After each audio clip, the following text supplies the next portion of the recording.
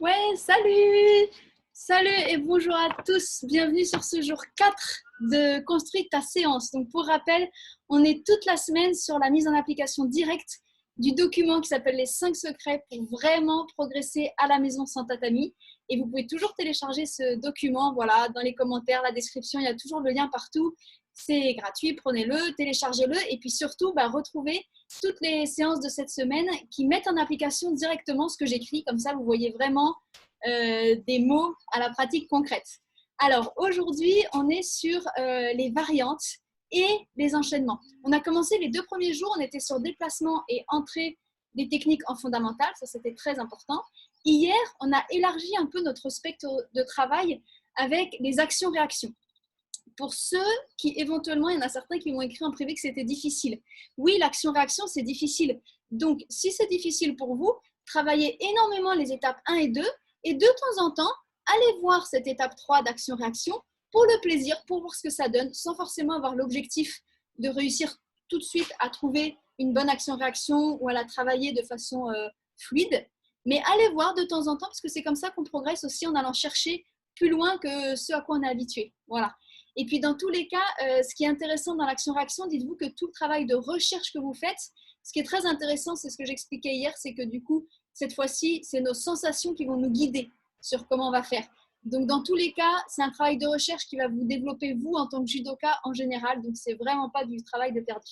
Aujourd'hui, on continue exactement dans la même lignée. Alors, on va commencer par les variantes, puis après, on fera enchaînement.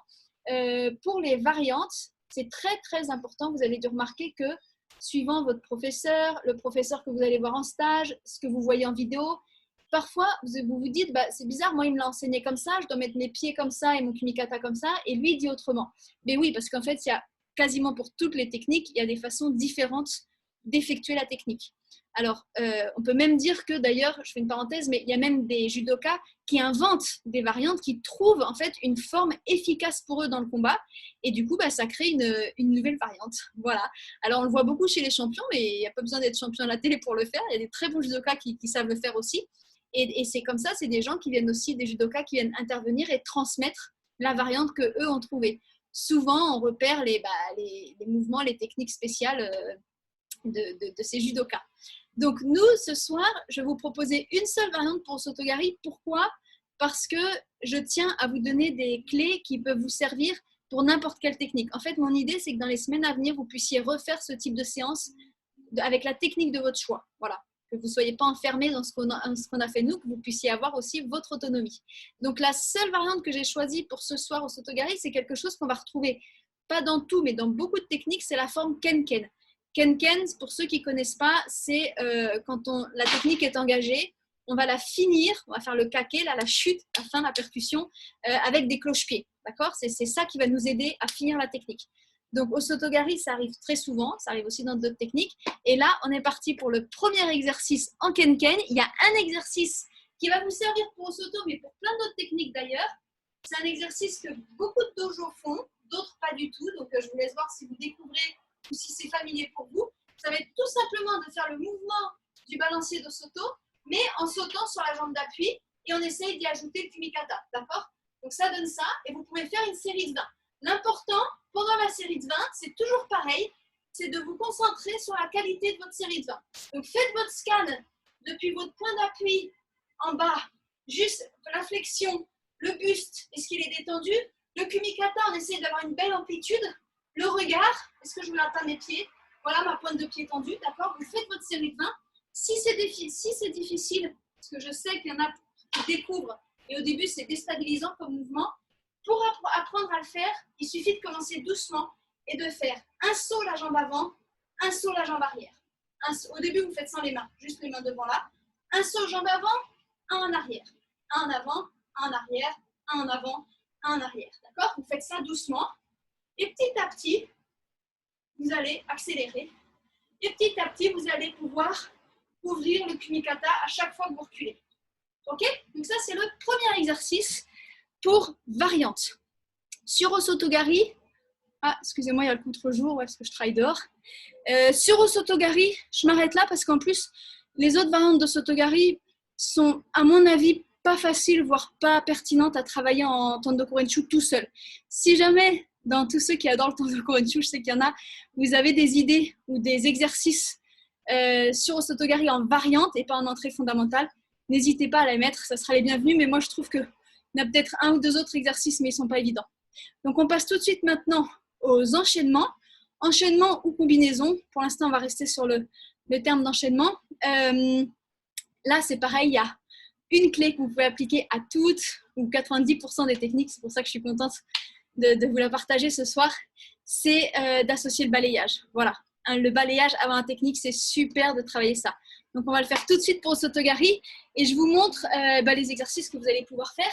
Donc le premier que vous allez faire, c'est associer.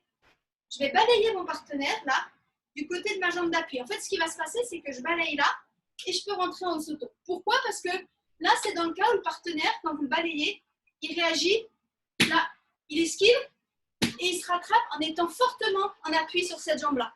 Là, s'il est fortement en appui sur cette jambe, vous n'avez qu'à la faucher. Ok? Donc, l'idée, c'est de faire un joli balayage. Prenez votre temps au début. Hein.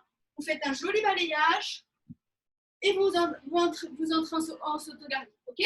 Et petit à petit, vous gagnez en vitesse. Mais surtout, le plus important dans ces enchaînements, c'est de garder l'amplitude. Évidemment, en randori ou en combat, on n'a pas cette grande amplitude. Mais en Tando Kōren-shu, vraiment, c'est super important de s'appliquer en qualité et en grande amplitude, de faire le mouvement vraiment, quitte à aller plus doucement. Mais voilà, une belle cuillère au pied, un beau kumikata. Vérifiez que vous êtes toujours fléchi, les pointes de pied tendues, votre buste. Ok, série de 20. Inutile de tout corriger à la fois. Série de 20 pour que petit à petit, vos sensations vous guident sur vos corrections. Ça, c'est le premier exercice. Deuxième exercice, vous allez faire le balayage de l'autre jambe. Donc là, pour ça, on va faire en deux exercices du coup. Le premier, donc là, c'est si je balaye avec l'autre jambe, qu'est-ce qui va se passer? Le partenaire, il va réagir, il esquive pour reculer. Et du coup, il a cette jambe avant que vous pouvez faucher. D'accord? Donc là, c'est dans le cadre d'une esquive où en reculant, je suis déséquilibrée en arrière. Le premier, je suis déséquilibrée sur le côté. Le deuxième, je suis déséquilibrée en arrière. Donc, moi, je n'ai plus qu'à finir le mouvement avec Osotogari. Donc attention, là, comme je balaye de ce côté-là, je vais avoir un petit pas à faire. C'est-à-dire, je vais faire mon balayage, d'accord? Mon balayage, 1, 2. D'accord? Donc, la jambe qui balaye, elle doit aller se poser pour aller chercher le point d'appui. Donc ça, c'est le premier exercice. Vous pouvez faire 20 séries, 20 répétitions, une série de 20. Et à chaque fois, balayage 2. OK? Balayage 2. Le 1-2, c'est important de le faire en accéléré parce que vous devez gagner un temps sur votre partenaire. Donc, essayez un petit peu d'avoir cette sensation avec une belle ouverture. 1-2. Balayage 1-2. Balayage 1-2. Balayage 1-2. OK? 20 fois. Et puis enfin, dernier exercice, exactement la même chose mais avec le mouvement en entier. Une fois que vous avez bien pris avec votre série de 20, balayage, et là je rentre au Osotogari. OK? Je recommence, balayage, Osoto. OK?